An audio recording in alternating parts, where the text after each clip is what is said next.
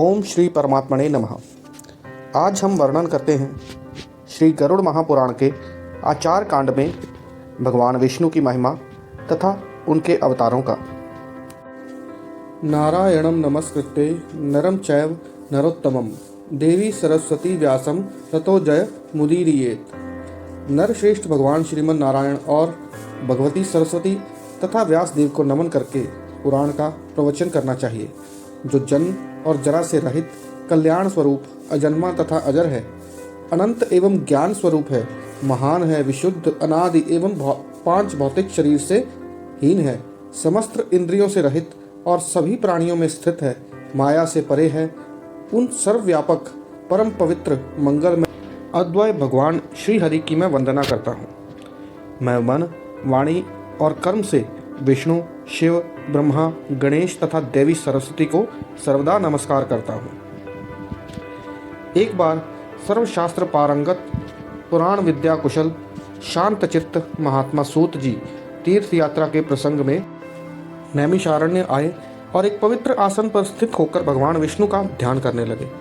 ऐसे उन कांतदर्शी तपस्वी का दर्शन करके नैमिषारण्यवासी शौनकादि मुनियों ने उनकी पूजा की और स्तुति करते हुए उनसे यह निवेदन किया।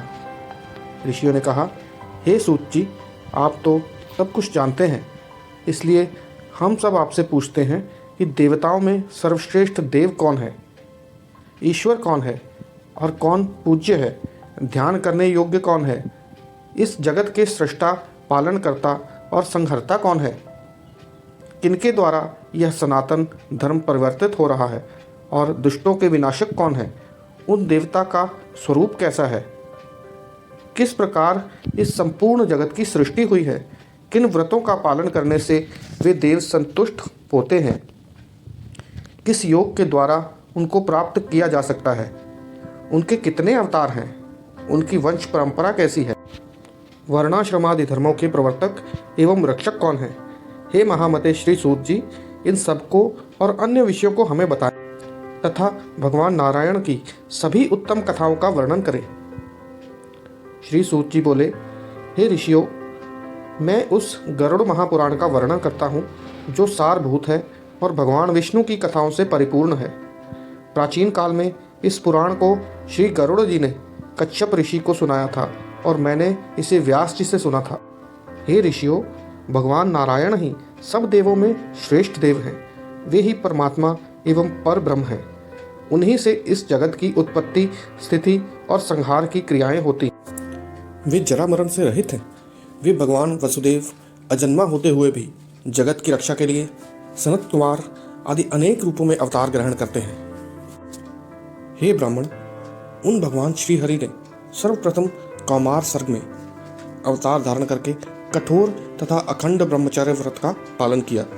दूसरे अवतार में उन्हीं यज्ञेश्वर श्री हरि ने जगत की स्थिति के लिए हिरण्याक्ष के द्वारा सरसातल में ले जाई गई पृथ्वी का उद्धार करते हुए वराह शरीर को धारण किया।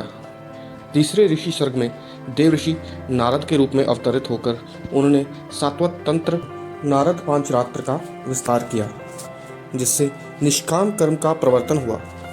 चौथे नर नारायण अवतार में भगवान श्री हरि ने धर्म की रक्षा के लिए कठोर तपस्या की और वे देवताओं तथा असुरों द्वारा पूजित हुए। पांचवें अवतार में भगवान श्री हरि कपिल नाम से अवतरित हुए, जो सिद्धों में सर्वश्रेष्ठ हैं और जिन्होंने काल के प्रभाव से लुप्त हो चुके सांख्य शास्त्र की शिक्षा दी।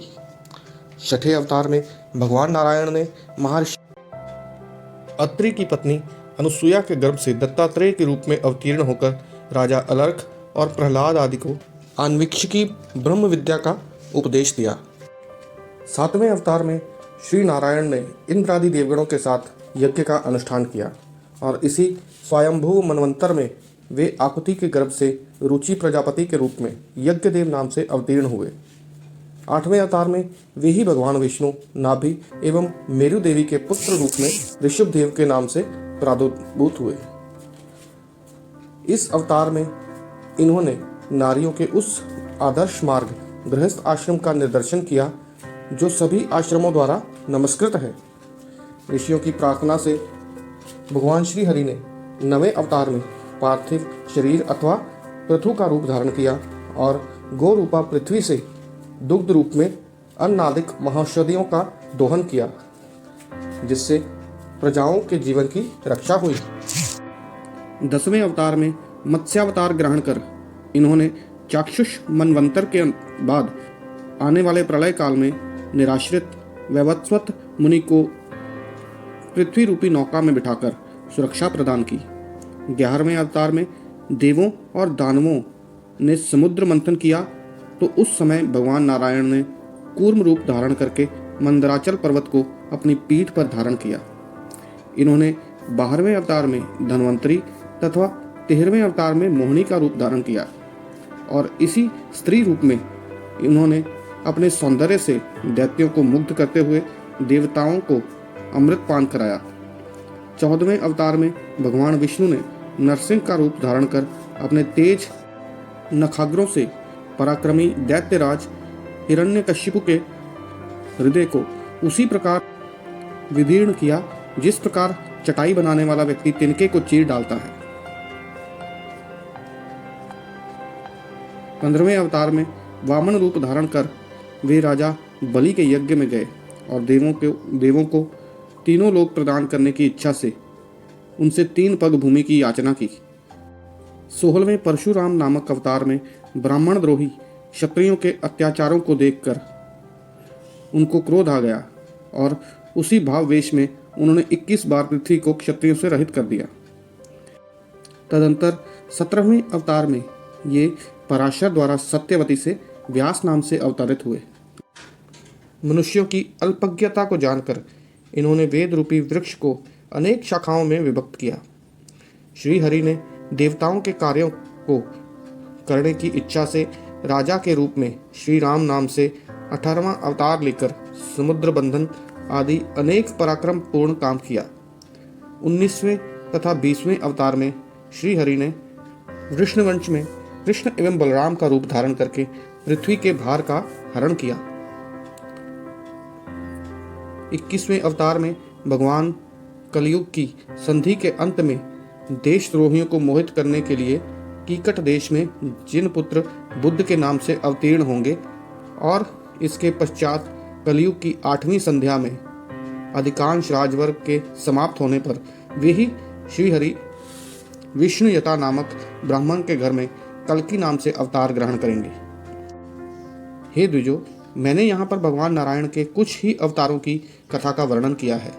सत्य तो यह है कि सत्व गुण के अधिष्ठान भगवान विष्णु के असंख्य अवतार हैं। मनु, वेदवेत्ता तथा सृष्टि प्रवर्तक सभी ऋषि उन्हीं विष्णु की विभूतियां कही गई हैं। उन्हीं मनु आदि श्रेष्ठ ऋषियों से इस जगत की सृष्टि आदि होती है। इसलिए व्रत आदि करके इनकी पूजा की जानी चाहिए। प्राचीन काल में भगवान वेद व्यास ने इसी गरुड़ महापुराण को मुझे सुनाया था।